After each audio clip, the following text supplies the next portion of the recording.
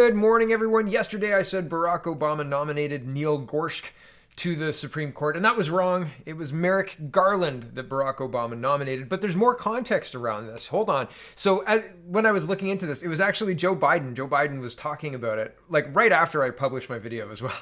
I saw a tweet and Joe Biden said, "Oh, Merrick Garland, blah, blah, blah." And I thought, oh no, I got it wrong.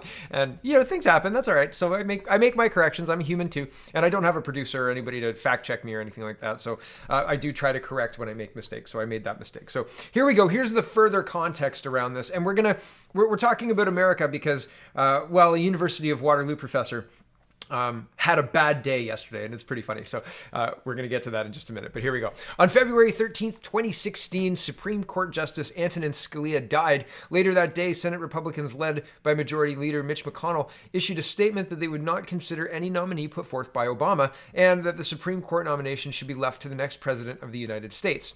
I scroll down a little bit. In an unprecedented move, Senate Republicans under Senate Majority Leader Mitch McConnell refused to consider Garland's nomination, holding no hearings, no votes, no action whatsoever on the nomination. After a period of 293 days, Garland's nomination expired on January 3rd, 2017, at the end of the 114th Congress. On January 31st, 2017, President Trump nominated Neil Gorsuch to fill the court vacancy. On April 7th, 2017, the Senate confirmed Gorsuch's nomination to the Supreme Court. And the Republicans used the Biden rule. And it's an unwritten rule, in which Biden argued in 1992. There was a 1992 speech by Joe Biden in which Biden argued that President Bush should wait until after the election to appoint a replacement if a Supreme Court seat had became vacant during the summer, or should appoint a moderate acceptable to the then Democratic Senate as a precedent. Republicans later began to refer to this originally little noticed idea as the Biden rule. And I think it's funny that they cited that. And here is why we're talking about this now. Donald Trump has another Supreme Court pick after Ms. Bader Ginsburg died.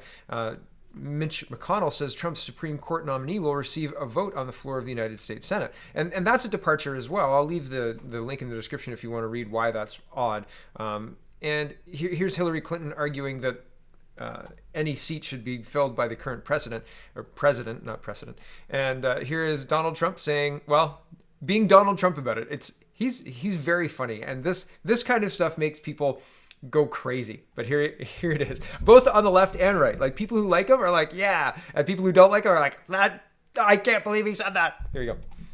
I will be putting forth a nominee next week. It will be a woman. So there you go. It'll be a woman. Right? There's going to be people who are like, I can't believe that. And on the other side, people are like, yeah, good, whatever.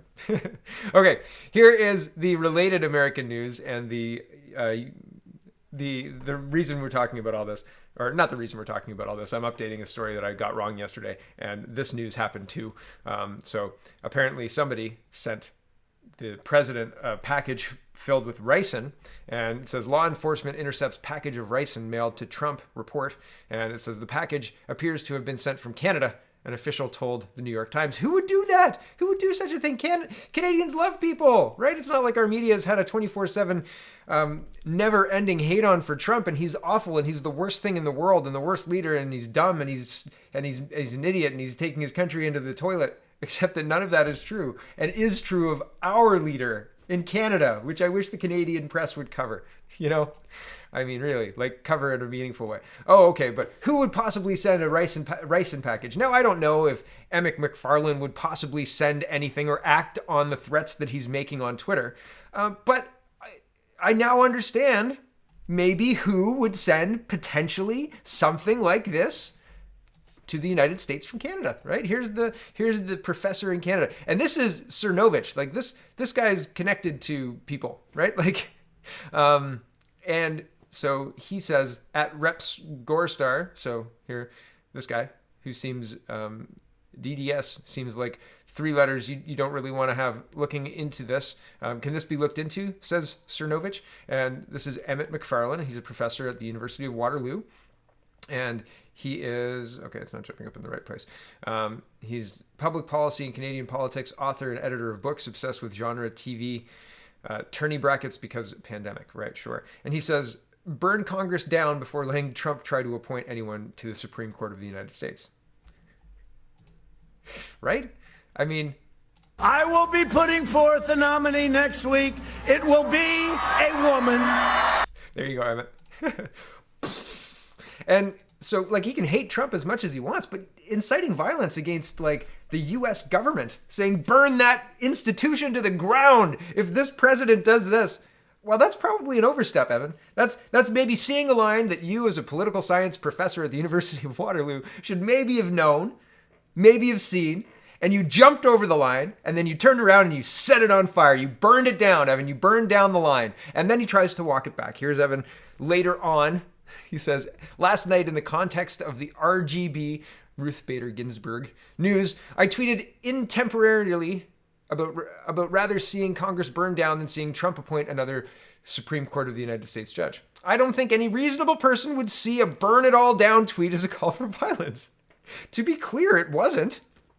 But far-right personalities, do you watch my show, Evan? Are now agitating people to inundate my employer calling for my head. I never asked anybody to call for his employer.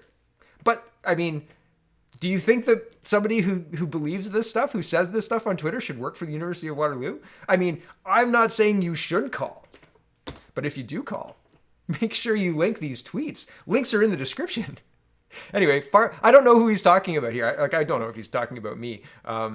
I think I came to this like later and was shocked, really. Ezra Levent, I think, picked this up too. Maybe Ezra said something about going after his job. But I mean, that's what the woke left mob does. Okay, back to his tweet. Okay. Far-right personalities are now agitating people to inundate my employer calling for my head. So while I'm tweeting to reinforce what I think was the obvious sentiment and regret the firestorm, I won't succumb to the fascistic cancel campaign. This will be my only statement on this. I've locked my account. I may end up quitting Twitter to avoid the headaches I sometimes create for myself by tweeting before thinking. But claims I was advocating violence are disingenuous, and Twitter mobbing is a real problem. Yeah, you know what's a problem? Saying you should burn down the Supreme Court if Trump dares to elect a judge, Emmett. Maybe understand the socio-political culture you're currently in, and saying something like that could maybe create a firestorm and a problem for a political science professor at the University of Waterloo. I'll add, you moron. So I was watching these threads with popcorn yesterday. I don't like Colbert anymore. He used to be so funny. He used to be like the razor's edge of satire. I thought him and the Jon Stewart were absolutely like the funniest people on TV, and I thought they were really relatable, the way they talked about things, like the way they talked about the politics happening, and it was funny because the cast of characters is funny. But Colbert became just such a, like, he's unwatchable now. He's such a lapdog. It's unbelievable. So we'll use Michael Jackson from Thriller. Okay. Justification for my gifts. Okay, yesterday as well, former Canadian Prime Minister John Turner passed away at the age of 91. He was a former Liberal Prime Minister, and Ezra says 15 hours ago, 2 tweets from Trudeau about a U.S. judge, not a word about a passing of a Canadian Prime Minister today of his own party. Is that a bit odd? At exactly the same time, both Trudeau and Freeland tweet about Turner. So 15 hours ago, at exactly the moment Ezra hit send, Justin Trudeau goes, "Oh man, I missed it." And he sends out his tweet too. John Turner was one of a kind and honorable gentleman and an upstanding Canadian. John cared deeply about democracy, equality, and those he served. His optimistic outlook, energetic approach, and tireless service inspired many, and our country is a better place for it. Equality? Really? Okay. Was that part of Turner's? I didn't look into Turner. I just think maybe that's virtue signaling, but he may have been for equality. Certainly not equity. Okay, back to this. Chrystia Freeland says, former Prime Minister John Turner was proud of our country and its promise. He believed in public service and democracy and devoted his life to Canada. I join Canadians from across the country in extending my deepest condolences to his family. So, notable when people pass on. It's interesting. It's also notable when leaders of our country talk about the Supreme Court justices who passed away before the prime ministers, right? It takes Ezra Levent reminding them, shaming them into tweeting about it. Here is Alan Frere, and he says, there can be no decent journalism without reliable revenue streams, but this leaves a particularly bad taste. And David, I'm not going to pronounce that correctly, national political correspondent for Reuters, Canada, ex-USSR, Russia, and London, opinions his own, blah, blah, blah. He says, Globe and Mail runs 2 pages of upbeat stories on China. The content is produced by China Daily. Yeah, that's concerning, right? That's a concerning turn as well.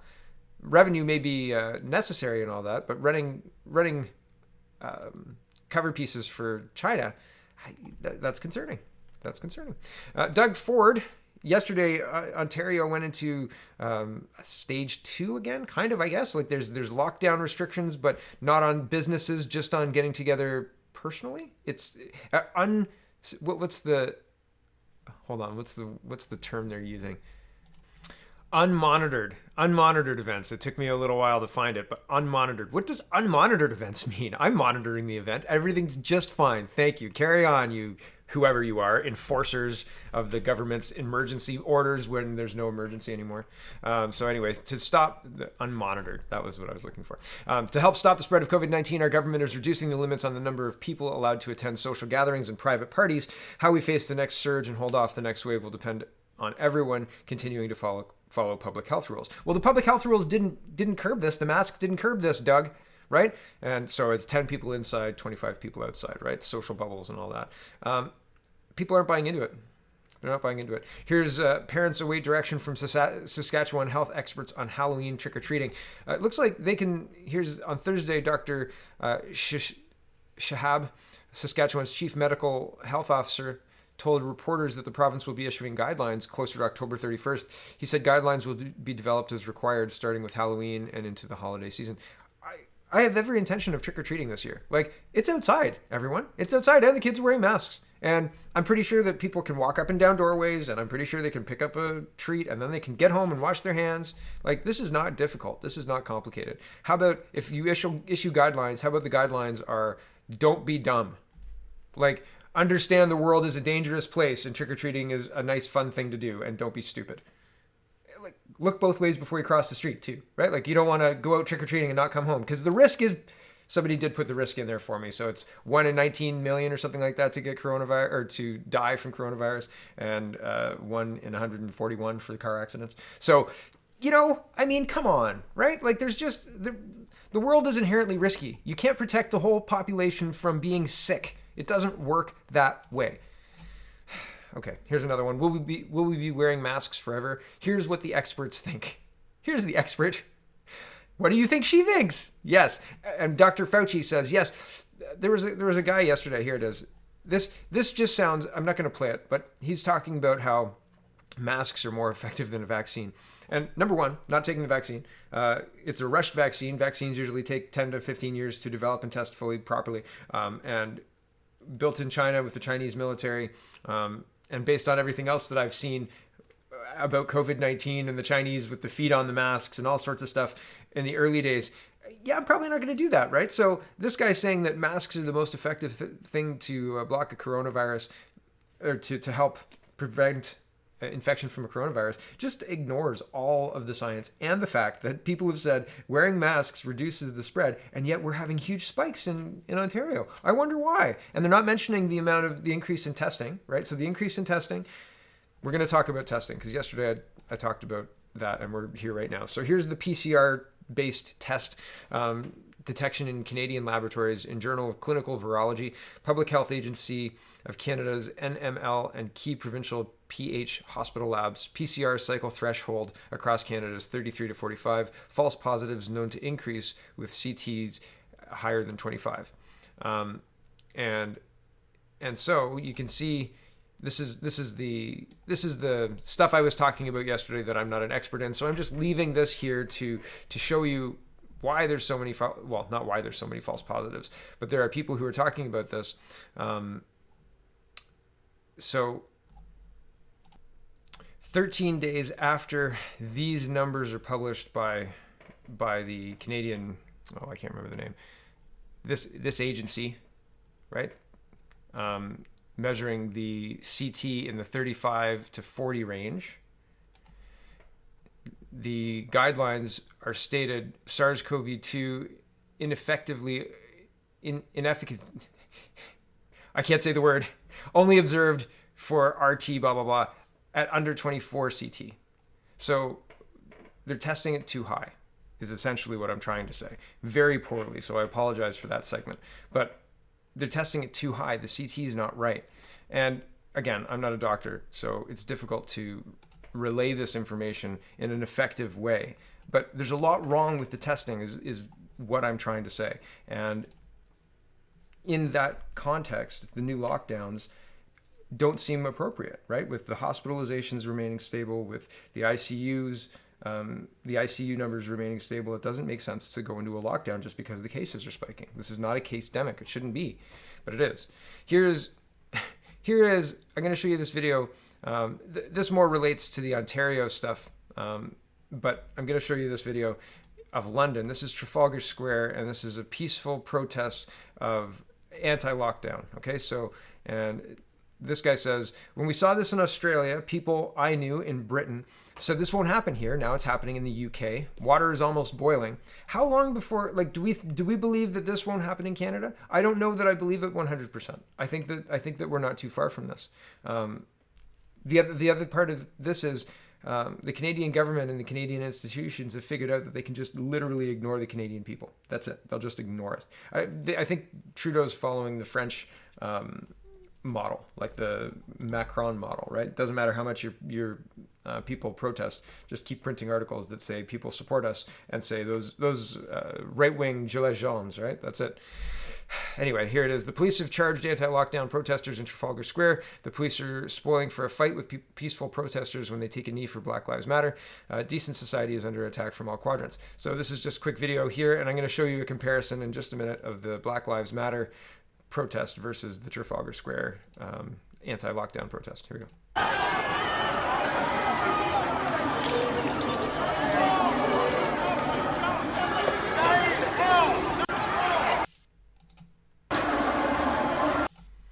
And here's further video of this same incident, and there's Black Lives Matter on the same video. Here we go.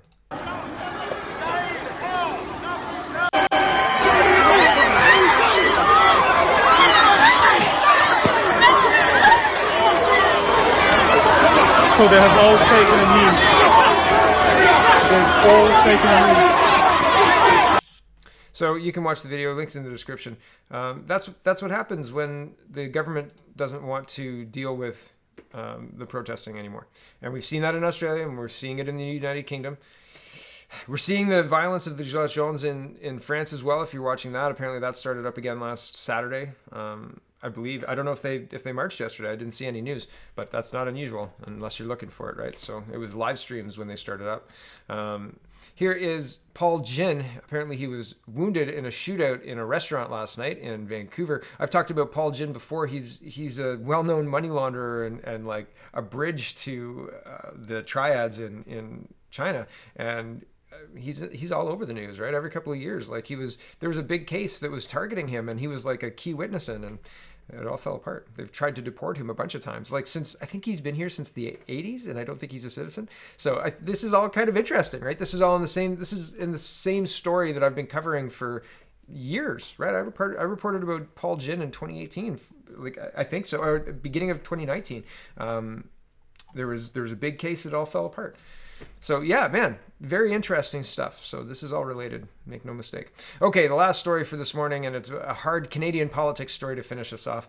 And yeah, we're about the right time. Can the NDP get what it wants? Singh says he'll work with the Liberals, but isn't sure he can trust Trudeau. Yeah, he's going to support that throne speech. There's no way. And they say the same thing. Ahead of next week's throne speech, Jagmeet Singh on Friday gave his demands to Prime Minister Justin Trudeau in public hours before he was set to deliver them privately in a one-on-one meeting. Among the demands, Singh wants to ensure people transition from the Canada Emergency Response Benefit to our revamped employment insurance aren't worse off. CERB has paid out more than $72 billion in benefits since its inception shortly after COVID-19 forced lockdowns in March, and the new EI would reduce the monthly payment most Canadians receive by $400. I don't think so. I think it's actually more generous. But anyway, regardless, they're criticizing it, but I think that they've got that wrong. Or if it's like $400 a week, and the curb cut off after $1,000. So don't they get an extra $200? Anyway, I could be wrong, but back to this. He also wants to introduce a wealth tax. Wealth tax. Aha, right, perfect. With Parliament as his backdrop Friday, Singh said he didn't want to trigger an election. It's not my goal to tear down the government. It's not my goal to fight an election. My goal and the New Democrats' goal is to fight for people, he said. But he also warned his party is fully prepared to take the country to the polls, pandemic or not. We're absolutely prepared to fight an election. I think it's funny that he's not talking about accountability for the Liberals, right? Like the we situation, nobody's capitalized on this, not even the People's Party. And I've said, like, nobody's really hitting Trudeau on we. Nobody's talking about it. Nobody's, like, it's not, if people are punching, it's not landing. And that's a problem. You need to coordinate, right? Like, if we as a problem, you need to coordinate. And if the NDP is going to use the balance of power to push what the NDP wants. But if you want accountability, like you say, you're fighting for the Canadian government, or excuse me, the Canadian people, but Trudeau gets into office and does what he wants. He's had a minority government for the last year. We have a pandemic and he's governing like it's a majority for him. And you know, I don't think he's consulting the other leaders or the other parties very much. Sure, they had one-on-one meetings and all that other stuff, but man, it seems like if you were fighting for the people, you would want somebody who was able to put up a finance minister that's got some finance chops. So you could put up somebody who's got talent depth, right? People who can actually do the job, right? And like, I don't know. It doesn't look like the Liberals have much in the way of depth for their cabinet, and that shows by the finance minister being the deputy prime minister. But anyway, I don't think the NDP is going to vote against anything because they're more powerful this way and they don't have to fight an election. And if they go into an election and they undermine Trudeau, they lose their power, right? So back to this. However, is the NDP really prepared to vote down a government in the midst of a pandemic, a government that has hinted it is prepared to go on a spending blitz with an ambitious agenda that may include many of the policies promoted by the NDP, not least pharmacare and childcare? Oh, sure. You know, you're never going to run out of people's money. Let's just keep printing money. Yay, printing money. Get the money printing machine out, everybody. Woo! So, I mean, there's only so long we could do that before it's going to collapse. But I don't know that enough voting Canadians understand that. People are afraid of the racist boogeyman and he's hiding under the bed, or they're afraid of a whole bunch of other scare tactics, right? The COVID-19, but they're not afraid of the problems that the economy is facing because of the forced closures and the forced shutdowns. They're not afraid of the problems of one of our oldest friends, the United States, and the difficulties we're having with negotiating anything with them because of Trudeau's irresponsible hard line against Trump, etc. See the beginning of the show, right? Like the media's hate for Trump, etc. All of that stuff doesn't play well for Canadians, for everyday Canadians, right? Like you could have a balance. You could have an export of aluminum. You can have these things if you play by the rules and you come to your partners honestly ready to be a partner, right? But like it seemed like, well, for all of Trump's term, everybody's just been trying to undermine him and call him stupid, etc. And whether you like him or hate him, he's still the president of the United States, and that represents more than just the man, right? Like the office of the president is more than just Trump. And the fact that the Canadian leadership is willing to thumb their nose at Trump and thumb their nose at the Americans and cozy up to the Chinese, Patty Haydu, right? Oh, the Chinese were really upfront, blah, blah, blah. Were they? Okay, then why didn't we close the borders? Why didn't we do anything to stop this impending destruction of our economy? Do you have an answer for that, Patty? No? Oh, well. Could you design me an apple? Just, for fun? I'm sure you could. Anyway, regardless. It's insane. It's insane. So, and they're not going to, the NDP aren't going to hold the Liberals accountable because I think they lose in that scenario, right? So they're going to say we're fighting for Canadians when really they're going to enable the Trudeau government to get away with we and not be held accountable at all, right? Like Morneau goes under the bus. Chagger stays in her cabinet position. I don't know, man. I don't know. There's a lot wrong with the leadership in our country, and there's a lot wrong with the leaders if nobody's going to be held accountable for this we situation that goes right through the Prime Minister's office directly to Trudeau. And what are you going to do about it? Right? Like, what can we do about it? There's been many scandals that have been much bigger than scandals that took down previous Liberal governments. And forget about it. right? Like if the throne speech passes and the spending that they're indicating goes through, can we pay off $300 billion of debt? Yeah, okay, probably, right? Like Ontario could probably do it. Canada as a whole could probably do it. But if you're in a different quadrant now, right? Like if before you were in deficits and surpluses and you were hovering around zero, right? $1 billion up, 20 billion down. That's a swing that a country can make pretty easily, right? A country like Canada. But now you're talking hundreds of billions of dollars, right? With $1 trillion debt. That's not quick. You can't do that. You have to be intentional with that. And it looks like what they're doing is like I said yesterday, planning on servicing the debt as part of the package, right? And like that works for a little bit of time until it doesn't work anymore. And if it doesn't work anymore, well, good thing we have a finance minister who's got no experience, right? Okay, that's enough out of me. Thanks for watching, everybody. Check out CanadaPoly.com, check out CanadaReport.co, and have a wonderful, wonderful day. Oh, and yesterday when I finished, I said push kids. I meant like push kids on swings. Because like I went swinging with my kids, I don't know, yesterday or the day before. And my son always wants me to push him on the swing because he hasn't figured out how to like swing himself. So that's what I was talking about. But I was listening to probably the last bit back at the end of the live stream that I do after. And I was like, push kids? Oh, man. Best of intentions, right? Don't push kids. I mean, sometimes they need a good push. But not usually. Don't push kids. Push them on swings. Have a wonderful, wonderful day.